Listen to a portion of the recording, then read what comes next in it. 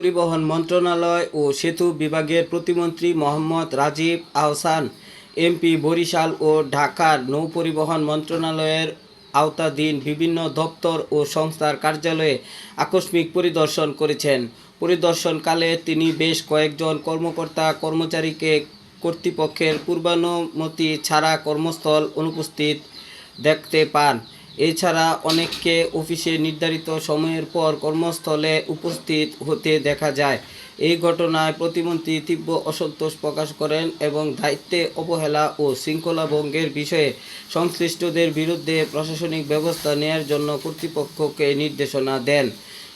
গতকাল বুধবার বাংলাদেশ অভ্যন্তরীণ নৌপরিবহন মন্ত্রণালয় থেকে এই তথ্য জানানো হয়।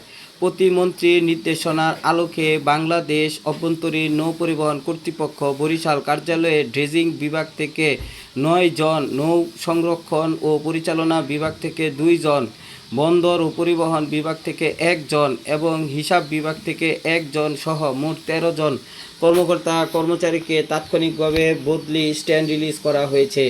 এছাড়া বাংলাদেশ অভ্যন্তরীণ নৌপরিবহন কর্পোরেশন 3 জন কর্মকর্তা কর্মচারীকে তাৎক্ষণিকভাবে বদলি করেছে।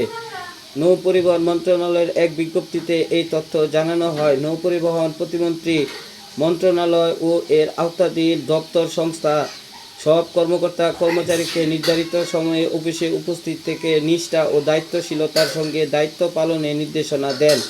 একই সঙ্গে সরকারি দপ্তরের শৃঙ্খলা, জবাবদিহিতা ও সেবার মান নিশ্চিত করতে ভবিষ্যতে এ ধরনের আকস্মিক পরিদর্শন কার্যক্রম অব্যাহত থাকবে বলে জানান।